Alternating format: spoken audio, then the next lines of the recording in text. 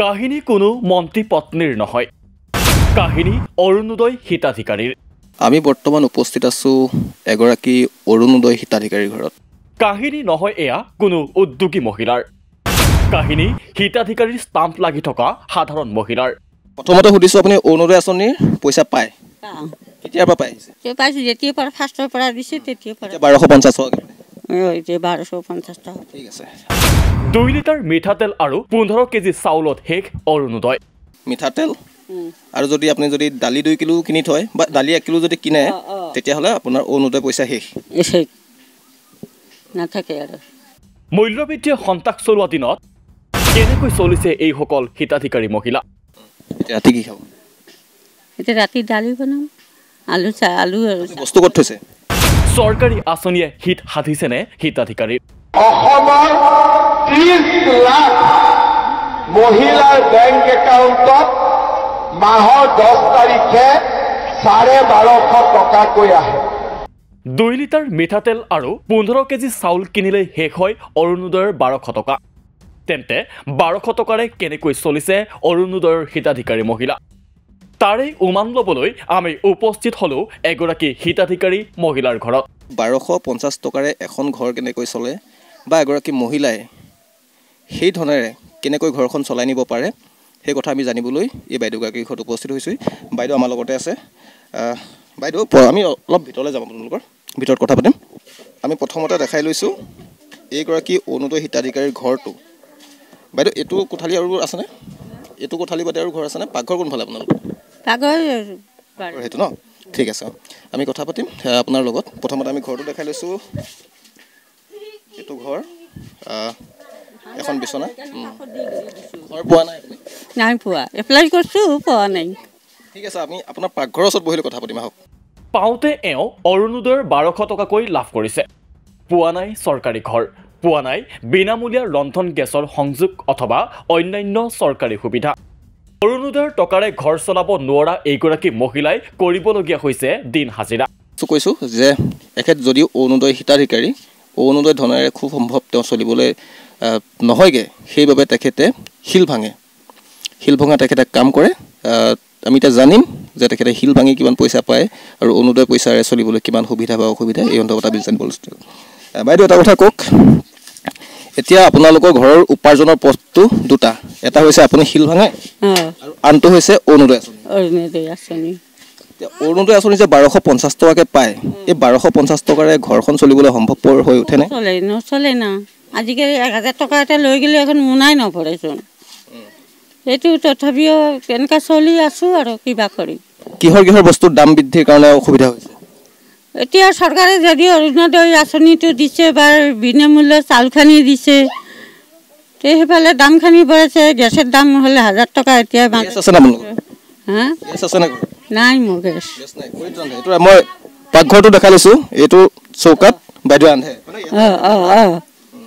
বাইদেউ ইয়াতে সদায় ৰান্ধে। তেখেতৰ মই এটা গেছৰ যে হেৰি দেখিছোঁ, এইটো কি হয়? সেইটো পুৰণা যে কামে ঘৰত দিছিল, বোৱাৰী কামে। মানে বোৱাৰীয়ে য'ত কাম কৰিছিল তেওঁলোকৰ সভাত দি পঠাইছিল। মাহেকত 1250 টকা আপুনি অৰুণোদয়ৰ পৰা লাভ কৰে। সেইটো কেইদিন থাকে পইচাটো? কেইদিন থাকে, আজি ভৰে সিহঁতে কালি আনে, 2 দিন মাত্ৰ যায় আৰু বজাৰ চজাৰ আনিলেতো চেচে হৈ যায়। বজাৰ কৰিলে এবাৰতে মানে এদিনেই চলিবলৈ নহয় আৰু একদিনে কৰিব নহয়। বজাৰত খাদ্য সামগ্ৰীৰ ব্যাপক মূল্যবৃদ্ধি। নিৰ্বাচনৰ পাছতেই দাম বাঢ়িল আলু, পিঁয়াজ আৰু অন্যান্য শাক পাচলিৰ। মূল্যবৃদ্ধিয়ে এই সন্ত্ৰাস চলোৱা দিনত কেনেকৈ চলিছে এইগৰাকী হিতাধিকাৰী? মাহটোৰ 2 লিটাৰ মিঠাতেল আৰু 15 কেজি চাউলতেই শেষ অৰুণোদয়ৰ ধন। দুজনে খায়, দুজনে খাবৰ কাৰণে মাহটোত কিমানমান টকাৰ প্ৰয়োজন হয়? কিমান টকাৰ বজাৰ কৰে মাহটোততো? এনেকুৱাতো অৰুণোদয়ৰ পইচা আনিলে সিহঁতে একদিন বজাৰ কৰি সিহঁতে 2-3 দিন যায় আৰু। সেইটো কথা সোধা নাই। মাহটোত আপোনাক ধৰি লওক মিঠাতেল কিমান মিঠাতেল দৰকাৰ হয় মাহটোত?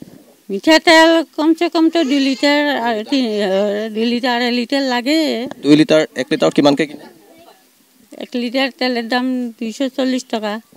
নাই 240 টকা। 2 লিটাৰ লাগিলে 480 টকা। 80 টকা। মিঠাতেল 480 টকা গ'ল। তাৰপিছত আপোনাৰ বিনামূলীয়া চাউল পায়নে? বিনামূল্যে চাউল পাওঁ। চুৱে কেনে কিনিব লাগে আৰু কিমান এক্সট্ৰা চাউল কিনিব লাগে? মাহটো আমাৰ চাউলটো আমাৰ 10-15 দিন যায় আৰু 10-15 দিন যায়। অঁ মানে বাকী কেইদিনৰ কাৰণে আৰু কিমান চাউল কিনিব লগা হয়? বাকী কম হ'লেও 10-15 কিলোমান লাগে। ঠিক আছে, মই 10 কিলো ধৰি ল'লোঁ। 10 কিলো লাগিলে 50 টকাকৈ যদি কিনে 500 টকা। 480 টকা আছিল, 500 টকা, 980 টকা। 980 টকা চাউল আৰু তেলত গ'ল। এতিয়া আপোনাৰ বাকী আলু বা দালি, আলু দাইলত আছে, নিমখ, জ্বালা, পিঁয়াজ, ৰহুনকেইটাতো আছে, মাছ মাংসটো আছে। যদি ধৰি লওঁ মানে চাউল, মিঠাতেল আৰু যদি আপুনি যদি দালি 2 কিলো কিনি থয় বা দালি 1 কিলো যদি কিনে, তেতিয়াহ'লে আপোনাৰ অৰুণোদয় পইচা শেষ নাথাকে আৰু। ৰাজ্যৰ প্ৰায় 30 লাখ মহিলাক সামৰি লৈছে অৰুণোদয় আঁচনিয়ে, দাবী অসম চৰকাৰৰ। তাৰ বিপৰীতে চৰকাৰী আঁচনিৰ পৰা আঁতৰি ৰৈছে বহু যোগ্য মহিলা। তাৰ মাজৰে এগৰাকী মহিলা যিয়ে লাভ কৰা নাই অৰুণোদয়ৰ ধন অথবা বিনামূলীয়া ৰেচন। বিধৱা মহিলাগৰাকীয়ে লাভ কৰা নাই বিধৱা পেঞ্চন। ইতিমধ্যে আপোনালোকক এগৰাকী হিতাধিকাৰী দেখালোঁ। চৰকাৰৰ অৰুণোদয় আঁচনি হিতাধিকাৰীগৰাকী কেনেকৈ আছে, 1250 টকাৰে তেওঁ কেনেকৈ চলিছে, সেই সবিশেষ আমি আপোনালোকক দেখুৱালোঁ। এইবাৰ আমি এগৰাকী মহিলাক দেখুৱাম, যিগৰাকী মহিলা চৰকাৰৰ কোনো আঁচনি হিতাধিকাৰী নহয়। তেওঁলোক কেনেকৈ চলিছে সেই কথা জানিবলৈ আমি একেটা স্থানৰে এইগৰাকী মহিলাৰ ওচৰত আহি উপস্থিত হৈছোঁহি। আমি তেওঁলোকৰ লগত কথা পাতিম। বাইদেউক আমি দেখাইছোঁ, এওঁ ক'ব আমাক। তাৰ আগতে আমি যিহেতু গম পাইছোঁৱেই যে এওঁ চৰকাৰৰ কোনো এখন আঁচনিৰে হিতাধিকাৰী নহয়, তেওঁ এগৰাকী বিধৱা হয়। বিধৱা পেঞ্চন আঁচনিৰ দ্বাৰাও তেখেত উপকৃত হোৱা নাই। আমি এওঁৰ লগত কথা পতাৰ পূৰ্বে এওঁৰ ঘৰটো একবাৰ দেখাই ল'ম, ঘৰখন কেনেকুৱা বা কেনেকৈ ৰাখিছে। এইফালে এখন বিচনা। বাইদেউ ইয়াতে পাকঘৰটো ন? এপাৰ্টমেণ্টত কাম কৰে, পাৰ্কিঙৰ কাম, 5,500 টকা পায়, এটা সন্তানসহ ঘৰখন চলাই আছে। অৰুণোদয় আঁচনি পোৱা নাই, বিধৱা পেঞ্চনো পোৱা নাই? একো পোৱা নাই মই। ৰেচন কাৰ্ড নাই, একো নাই। চাউলো আপুনি কিনিব লাগে? চাউল কিনিব লাগে। বাইদেউ এতিয়া মই সুধিম যে আপোনাৰ আয় বুলিবলৈ মাত্ৰ এটাই আপোনাৰ সৰু কাম এটা আছে, 5,500 টকা দৰমহা পায়। এতিয়া কথা হ'ল, আপোনাৰ আমি পাকঘৰটো বাৰু চালোঁৱেই। আপোনাৰ ঘৰত 2জন মানুহ চলিবৰ কাৰণে মাহটোত খোৱা বোৱাৰ নামত, অকল খোৱা বোৱাৰ নামত কিমানমান টকা লাগে? 10,000 মান হ'লে হৈ যায় আৰু কঠিন কৰি সেনেকুৱা। 10,000 হ'লে মানে অলপমান আৰামত চলিব পাৰোঁ আৰু সেইটোৱে। আপুনিতো পায় 5,500? 5,500 মই পাওঁ, মানে টানি মুনি চলোঁ আৰু সেনেকুৱা। বজাৰত ব্যাপক মূল্যবৃদ্ধি ঘটিছে। এনে ক্ষেত্ৰত এই মূল্যবৃদ্ধিৰ সময়ত আপোনালোকৰ খোৱা বোৱাত বা এইবিলাক ক্ষেত্ৰত কেনেধৰণৰ সমস্যাৰ সৃষ্টি হৈছে?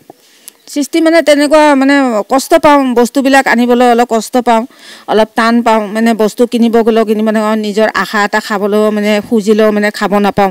সেই তেনেকুৱা চলি আছোঁ আৰু টানি মুনি চলি আছোঁ সেনেকুৱা। এয়া দুগৰাকী মহিলাৰ কাহিনী। এগৰাকী হিতাধিকাৰী আৰু আনগৰাকীক ঢুকি পোৱা নাই কোনো চৰকাৰী আঁচনিয়ে। কিন্তু বাস্তৱত দুয়োৰে একেই দুৰ্দশাৰ কাহিনী। বজাৰত অত্যাৱশ্যকীয় সামগ্ৰীৰ মূল্যবৃদ্ধি, ব্যাপক নিবনুৱা সমস্যাৰে জৰ্জৰিত ৰাজ্যত এইসকল দৰিদ্ৰ মহিলাই এইদৰে কটাইছে দুৰ্দশাৰ দিন। চৰকাৰৰ সফল বুলি দাবী কৰা আঁচনিসমূহেই যে অসমৰ দৰিদ্ৰ পৰিয়ালৰ কোনো হিত সাধিব পৰা নাই, এয়া তাৰেই উদাহৰণ।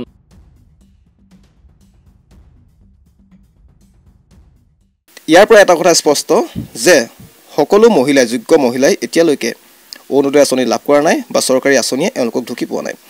2 নম্বৰ কথাটো এইটো হ'ল যে যিসকলে অৰুণোদয় আঁচনি লাভ কৰিছে সেইসকল মহিলাও, সেইসকল হিতাধিকাৰীও কিন্তু সেই আঁচনিৰ জৰিয়তে উপকৃত হ'ব পৰা নাই।